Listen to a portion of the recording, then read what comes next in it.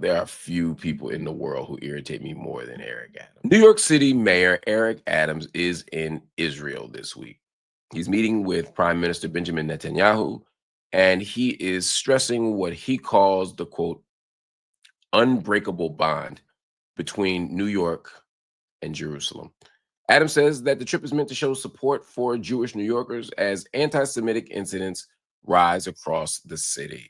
In a message on social media, Adams said that he spoke with Netanyahu about fighting anti-Semitism, and he says that New York stands strong and united against hate. Now, the meeting comes as Adams prepares to leave office at the end of the year, and as the next mayor, Zohran Mamdani, has taken a very different position on Israel.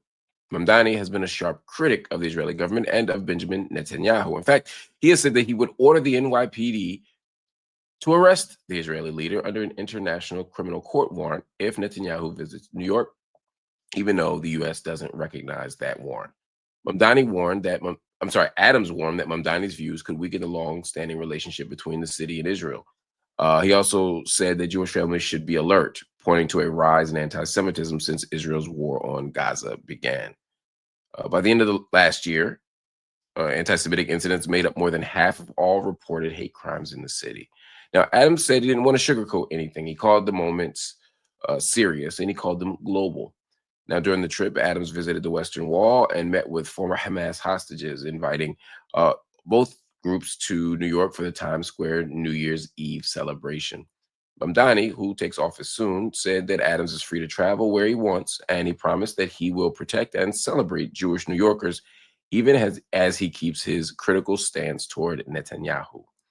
After Israel, Adams is headed to Uzbekistan, where he will meet with government and business leaders to visit sites important to the Muslim community before returning to New York on Sunday. Mr. Adams, Mayor Adams, let me be respectful. Make sure you understand what I'm saying here. We cannot wait for you to leave. I cannot wait for you to leave. There's so many reasons why. And I said this from the moment he was elected. I said it when he ran for New York mayor. So don't think I'm getting brand new. Oof, what a problem on so many levels. But let's focus on the particular issue at hand here.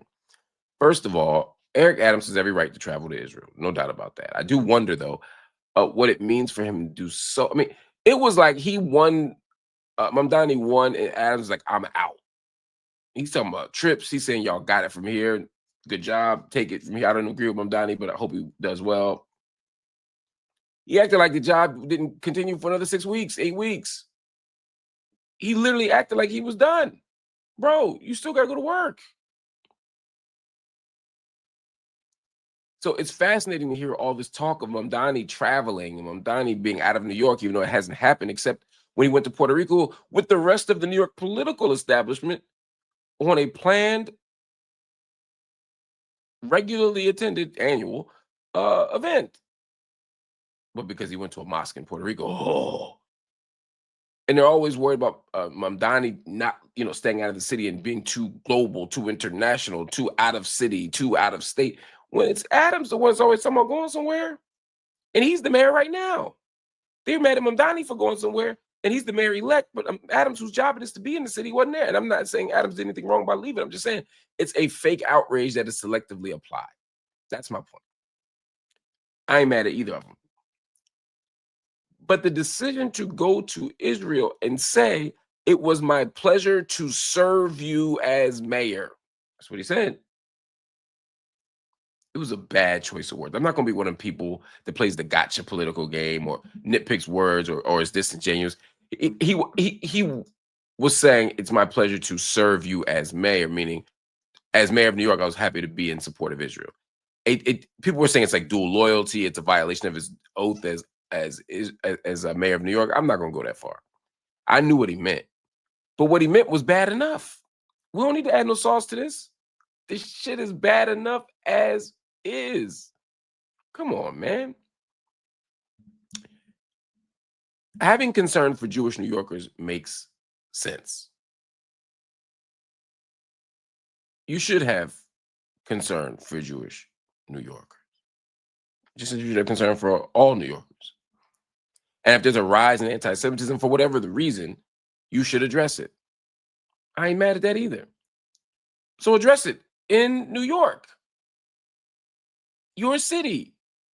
You are not responsible for foreign policy. You are not responsible for diplomatic relations between the United States and Israel. And frankly, between the United States and in New York and Israel. What are we talking about? Let's address New York politics. That's why I hate when governors and mayors are held accountable for their foreign policy positions. Oh, you're going to be mayor of Wisconsin. What's your stance on Ukraine? That doesn't make any sense. But we specifically do it with people on Israel Palestine as a means of making them seem strange, radical, out of step, hateful, etc. I saw them do it with Andrew Gillum in Florida, and then they forced them into these terrible political positions, or to acknowledge the terrible political positions, and then their political opponents, often the left, push back. So now the candidate who was qualified to be mayor to run this city in the U.S. is being held accountable for their foreign policy positions. Now, again, I think people with shitty politics should be held accountable, but it's a cynical strategy that's not used to actually address the politics that are being blamed or being addressed. It's a sleight of hand that happens all the time. So Mamdani was seen as an outsider because of his politics on Israel. And of course, Eric Adams is seen as acceptable and a hero because of his stance on Israel, which effectively was that Israel's a great city. There's nothing wrong with them. And he allowed himself to be used as a political puppet by going over there to Israel to talk to the prime minister, Benjamin Netanyahu, to say that he is an undying brotherhood and a political fidelity to Israel as a means of doing what? Of responding to anti-Semitism. That is a dangerous and cynical game. Let me break it down more simply than that. Israel is an apartheid state that is using every mechanism possible to engage in the settler colonial project of dispossessing the Palestinian people of their land. And part of how Zionism has done that is by conflating Israeli statecraft with the religion of Judaism. They want you to believe that Israel is the geopolitical embodiment of Jewishness. They want you to believe that to support Jews, you have to support Israel, and that to criticize Israel is to attack or criticize Jewish people. That is what Israel wants you to believe. That's what Zionist ideology wants you to believe. We should support and defend Jewish people in every way possible. We must destroy anti-Semitism in every way possible. We must do everything imaginable to protect Jewish people. Full stop. Our defense of Jewish people cannot be at the expense of Palestinians, and it cannot be at the price of reinforcing the settler colonial project of Israel. Because ultimately, that's an immoral choice. It's an immoral choice. It's an unethical choice, but it ultimately won't make Jewish people safer. It won't protect Jews, even if that were your logic. But when Eric Adams goes over there as the political puppet that he is and says that I am showing my my love of my Jewish citizens by having an unbreakable bond, to use his language, between New York and Jerusalem, you are doing more than affirming the lives and the lives of Jewish people and your commitment to them. You're doing more than that. You're reinforcing the belief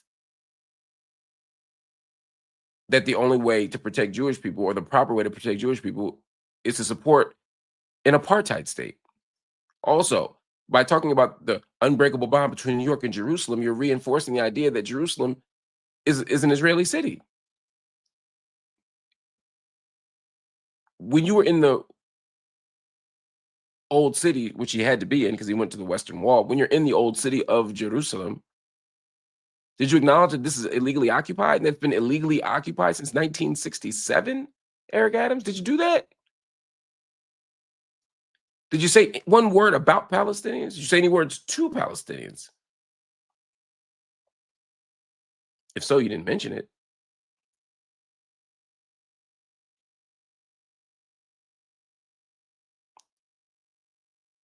Now, as I mentioned, after Israel, Adams is headed to Uzbekistan. He's going to meet with government business leaders. And he's going to visit Muslim sites. Why are you visiting Muslim sites in Uzbekistan? I mean, there's nothing wrong with visiting Muslim sites in Uzbekistan, but if you want to have a conversation about Muslims, you could have also had a conversation about Muslims in Jerusalem where you are. You could have, I don't know, visited Al Aqsa Mosque. You could have gone to the Muslim quarter of the old city. Or you could have went to Khalil, you could have went to Hebron and looked at Shuhada Street and see what happened there. And look at what the violent settlers are doing. But you didn't want to do that, Eric Adams. You're walking around looking like a head of state. You're walking around being received like a hero because you're willing to carry the water for the Israeli settler colonial project at a moment where the world is seeing exactly how violent the Israeli government, like all imperial governments, can be. Israel ain't the only one. Israel is no more or less violent than the United States, no more or less violent than France, no more or less violent than Germany, no more or less violent than New Zealand, no more or less violent than Canada, no more or less violent than Australia. But we can't hold them to a different standard. They got to get held to the same standard as everybody else. We shouldn't hold Israel to a higher standard. We shouldn't hold Israel to a lower standard. We're going to hold Israel to the same standard. And personally, I don't think it's Eric Adams to hold Israel to any standard. I think it's his job to run New York. But if you're going to be outside, bro, be outside. Tell the truth about what's happening.